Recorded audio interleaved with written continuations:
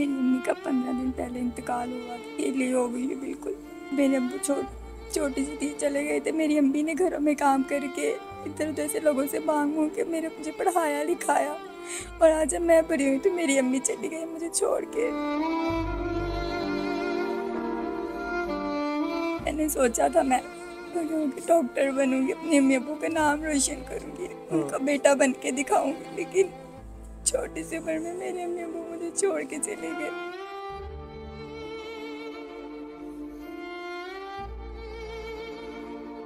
तहजीब देखी एक गरीब के घर पर, उखड़ा सा रुबट्टा मगर था सर पर। अस्सलाम वालेकुम नाज़रीन, आपका मेज़बान मलिक रिजवान आपकी खिदमत में हाजिर है। नाज़रीन, इस वक्त हमारे साथ मुल्क पाकिस्तान की एक ऐसी बहन मौजूद है कि जिनके वालिद का इनके बचपन में इंतकाल हो जाना, पीछे रहेगी ये और इनकी वालदा का भीख मांग मांग कर लोगों के घरों में काम कर कर कर अपनी बेटी को इस काबिल बनाना है कि इसको कभी अपनी जवानी में इनके बाप की कमी महसूस ना हो। लेकिन जब ये कुछ बन जाती हैं, पढ़ लिख कर बड़ी हो जाती हैं, नौकरी करने के काबिल हो जाती हैं, इनकी वालदा को इनकी इन परेशानी से इंतकाल हो जाता है, अटैक हो जाता है कि इस बेचारे का अगला फ्यूचर क्या होगा। हमारे साथ 22 साल लड़की मौजूद है, हम इनसे बात करते हैं। अस्सलाम वालेकुम। वालेकुम अस्सलाम। आपके वालिद का इंतकाल कब हुआ? मैं 3 साल की थी जब मेरे पापा इस दुनिया से चले गए थे। तो और कोई भी नहीं था, भाई बहन रिश्तेदार ये वो? मेरी अम्मी अब्बू की इकलौती बेटी हूँ। बकाया रिश्तेदार, जो कि जाहिर सी बात है, जब एक बाप भी घर का सहारा होता है, बाहर का कदम भी बाप रख सकता है, ना तो माँ कमा सकती है बाहर कदम रख कर, ना बेटी कमा सकती है, तो रिश्तेदार कहाँ चले गए? हमारे रिश्तेदार अम्मी अब्बू को मुंह नहीं लगाते थे। वो कहते थे कि बहुत गरीब हैं ये लोग, हमसे मांगेंगे, हमसे पैसे मांगेंगे, इसलिए वो हमसे बहुत दूर चले गए। हमें कभी नहीं हमारा उनसे रब्ता हुआ, कभी उन्होंने पीछे मुड़ के नहीं देखा कि हम जिंदा हैं मर गए हैं, कभी नहीं देखा हमें। बाप का इस दुनिया से चले जाना, और फिर उसके बाद जब एक माँ अपनी बेटी को सहारा लेकर बैठती है कि लो जी, ना तो इस घर में बेटा है, ना कोई हमसाया हमसाया का फ़र्ज़ अदा कर रहा है, ना कोई रिश्तेदार रिश्तेदारी का फ़र्ज़ अदा कर रहा है, हुकूक अदा कर रहा है, कुछ भी नहीं कर रहे हैं, तो माँ आपकी तरफ देखती होगी, आप माँ की तरफ देखती होंगी। एक टूटे हुए घर में, किराए के घर में, चारपाई के अलावा भी कुछ ना होना, और फिर अचानक इन मामलात के बाद माँ का भी इस दुनिया से चले जाना, ये किस तरह हुआ? मेरी अम्मी का 15 दिन पहले इंतकाल हुआ था। अकेली हो गई है बिल्कुल। 15 दिन पहले इंतकाल हुआ वालदा, कैसे हुआ? मेरी अम्मी को फालिज का अटैक हुआ था।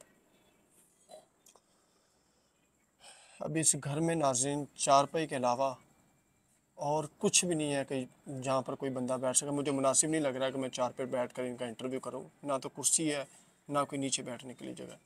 अच्छा, ये घर रेंट पे है या अपना है? किराए का घर है ये। किराए का घर है। जी। क्या करती हैं आप, कैसे कमा रही हैं, ज़िंदगी को कैसे सर्वाइव कर रही हैं? जब तक अम्मी थी तब तक बच्चों को पढ़ा पढ़ाती थी, ट्यूशन पढ़ाती थी, घर का खर्चा निकाल लेती थी। अब बिल्कुल अकेली हो गई हूँ। किराया है, कर्जा है मेरे सर पे। 4 महीने का किराया नहीं दिया मैंने। उम्र कितनी है आपकी? 22 साल। तो कोई जॉब वगैरह, पढ़ी लिखी हैं आपकी माँ ने तो आपको इस काबिल बना दिया था कि मेरी बेटी पढ़ी लिखेगी, अच्छी नौकरी करेगी, टीचर बनेगी, डॉक्टर बनेगी, तो ये सारे ख्वाब किधर चले गए? मैंने सिर्फ मैट्रिक किया हुआ है। मेरे अब्बू छोटी सी थी, चले गए थे। मेरी अम्मी ने घरों में काम करके इधर उधर से लोगों से मांग के मुझे पढ़ाया लिखाया, और आज जब मैं बड़ी हुई तो मेरी अम्मी चली गई मुझे छोड़ के। घर का कितना किराया टोटल? 15,000। टोटल कितना, मतलब एक मंथ का 15,000 था, कितने मंथ का कराया? 4 महीनों का किराया और 1 महीने का 15,000 देना मालिक मकान को, वो मुझे बहुत तंग करता है। मतलब यानी कि टोटल आपने 60,000 रुपये सिर्फ घर का किराया देना? और इसके अलावा 2 लाख कर्जा भी है मेरे सर पे, जिसे मैंने अपनी अम्मी का इलाज करवाया था। मालिक मकान तंग नहीं करता? कहता है मैं तुम्हारा किराया माफ़ कर दूंगा, मेरे साथ गलत रिश्ते पे आओ। मालिक मकान कहता है जी। कि मेरे साथ गलत रिश्ता बनाओ, गलत ताल्लुकात मेरे साथ कायम करो, आपका सब कुछ माफ़ हो जाएगा। लेकिन मेरे माँ बाप ने ऐसी तरबियत नहीं की कि मैं उसके साथ गलत ताल्लुक में आऊँ, मैं उससे दूर भाग दूँ, उससे मेरी जान छुड़वा दें। मैं उससे बहुत तंग आई हूँ। तो अकेली अकेले घर में रहना कैसे आप खुद को महफूज करती हैं? बाहर लोगों की नज़रें ऐसी हो जाना, जैसा मालिक मकान आपको कहता है, वो बाहर दोस्तों को भी ऐसे कहे कि इस घर में लड़की है, अकेली है, कुछ गलत कार्य करने को भी तो वो आते होंगे। कैसे खुद को महफूज करते हैं? जिनसे मैंने कर्जा लिया वो मुझे रोज़ जलील करने आते हैं, रोज़ मालिक मकान मुझे जलील करता है, मेरा किराया दो वरना इस घर से निकल जाओ। रोज़ आता है, दरवाज़ा खटकाता है। चलें, आप परेशान ना हो। हमारा चैनल अल्हम्दुलिल्लाह, मकसद हमारा चैनल का यही होता है कि हम आपका सहारा बने, हम आपके वो फ़राइज़ अंजाम दें, वो पूरे करें जो आपके बाप ने सोचे थे और जो आपकी माँ ने सोचे थे। ज़ाहिर सी बात है, अगर हम कुछ कर रहे हैं तो इसमें ज़रूर आपका एक अच्छा ऐसा मुतलाशी ज़रूर मिलेगा जिसको एक मुखलिस रिश्ते की तलाश होगी, क्योंकि यहाँ पर आप अपनी ज़िंदगी का खुद फ़ैसला इसलिए नहीं कर सकती हैं क्योंकि यहाँ के लोग भी दरिंदे हैं। टिशू पेपर की तरह इस्तेमाल करना और फिर छोड़ देना। तो कुछ ऐसा शख्स चाहिए जो आपकी माँ की भी कमी ना होने दे, बाप की भी कमी ना होने दे और आपको वो रिश्ता दे जिसकी आपको ज़रूरत है। मुझे ऐसा मर्द चाहिए जो सबसे पहले मेरा कर्जा उतारे, मालिक मकान से मेरी जान छुड़वाए और अपनी इज्जत बनाकर मुझे अपने घर लेकर जाए। मुझे और कुछ नहीं चाहिए उससे सिवाय इज्जत के। क्या क्या बचपन में ख्वाब थे जब वालिद साहब भी नहीं थे? तब तो आपको नहीं पता था कि वालिद क्या होता है, या मतलब वालिद की कमी महसूस क्या होती है। जैसे बड़ी होती गई हैं, माँ तो कुछ कहती होंगी कि मैं अपनी बेटी को ये बनाऊंगी, वो बनाऊंगी, ये बन जाएगी, वो बन जाएगी। तो क्या क्या ख्वाब सोचे थे? मैंने सोचा था मैं बड़े होकर डॉक्टर बनूंगी, अपने अम्मी अब्बू का नाम रोशन करूंगी, उनका बेटा बन के दिखाऊंगी, लेकिन छोटी सी उम्र में मेरे अम्मी अब्बू मुझे छोड़ के चले गए। आप ये फ़ैसला हम पर छोड़ते हैं या आप खुद फ़ैसला करना चाहते हैं कि आपकी ऐसे इंसान से शादी हो जाए कि जो आपको बग़ैर लालच के, बग़ैर इस बात के आपसे वो निकाह करे, इज़्ज़त के एहतराम के साथ, कि आपके पीछे कोई नहीं है?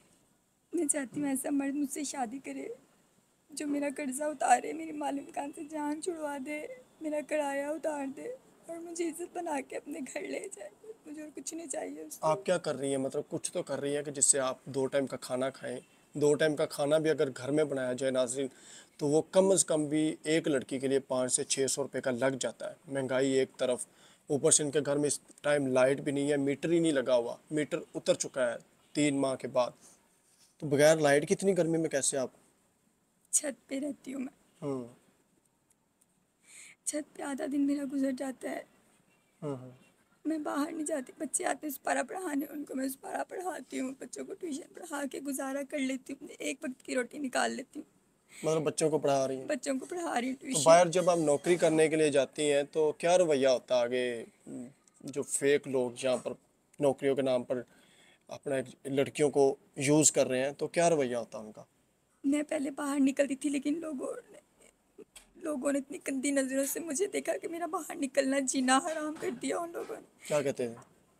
छेड़ते थे, गंदी निगाहों से देखते थे, गंदे गंदे अल्फाज बोलते थे। कोई ऐसे लोगों को पैगाम देना चाहती हैं जो रिश्तेदार हैं, जो मुश्किल हालात पर छोड़ गए? मैं किसी को कुछ नहीं कहूँगी, मेरा अल्लाह है, मेरा अल्लाह बदला लेगा इन लोगों से। मेरा अल्लाह रोज़े क़यामत के दिन से पूछेगा कि किसी औरत को जलील करने का क्या नतीजा होता है। अच्छा, कोई ऐसा शख्स हो, मतलब जो करोड़पति ना हो लेकिन इस काबिल हो कि वो आपको 2 टाइम का खाना दे, आपको महफूज रखे, 4 दीवारी में रखे? मुझे ऐसा मर्द चाहिए जो मुझे चार दीवारी में रखे, मुझे अपनी इज्जत समझे, इज्जत बना के घर रखे और मुझे बाहर ना निकलने दे। मैं आगे बाहर के लोगों से बहुत जलील हो चुकी हूँ, बहुत तंग आ चुकी हूँ। मुझे कुछ नहीं चाहिए उससे सिवाय इज्जत की और मोहब्बत की, बस। उम्र ज़ाज़ बरादरी से कोई ताल्लुक़ ना हो, इज़्ज़त वाला हो, नमाजी और मुसलमान हो, यही कहना हाँ चाहती जी, हैं मेरे अल्फाज के साथ? हाँ जी, मैं यही कहना चाहती नाज़रीन, आपने गुफ्तगू सुन ली है। इस वक्त ये रो रही हैं और रोने के पीछे कोई ना कोई वजह होती है। जाहिर सी बात है, 15 दिन पहले एक माँ आखिरी सहारा जो उसका इस दुनिया से चले जाना, और फिर इसको ये सोचना कि मेरे पास ना तो कोई और रास्ता है कि मैं किसी और को जाके अपने दुख सुनाऊँ। सोशल मीडिया इनके पास एक वाहिद प्लेटफॉर्म था जिन जहाँ पर आकर इन्होंने हमें बुलाया, और मुसलसल एक हफ़्ता, मतलब जितनी ज़्यादा कॉल्स मैसेज हमें आ रहे थे, हमें पता भी नहीं होता कि कौन मैसेज कर रहा है। लेकिन जब इनके मैंने वॉइस सुने तो मुझे पता चला कि इस वक्त कोई बहन बेटी मजबूर होकर हमें याद कर रही है और हम उन तक ज़रूर जाएँ। हम इंशाल्लाह इनकी खुद भी कुछ ना कुछ मदद कर जाएंगे। लेकिन आप लोगों से ये ज़रूर रिक्वेस्ट करूँगा कि जो शख्स इनको दिल से तस्लीम करेगा और पुरानी बातें सब कुछ ख़त्म करेगा कि आपके साथ क्या हुआ, कैसे हुआ, क्यों हुआ, इनके फ्यूचर की बातें इनके साथ डिस्कस करे, शेयर करे। वो इनसे शादी करे और इनकी मदद भी करे। कर्ज़ इन वक्त इनके ऊपर 60,000 पे चढ़ा हुआ है, वो आप बेशक इनका उतारें ताकि इनका आगे निकाह आसानी से हो जाए। बकाया जो 2 लाख रुपये कर्ज़ है वो आप बेशक इनका निकाह के बाद भी इनका उतार सकते हैं। इजाज़त दें, अल्लाह निगहबान।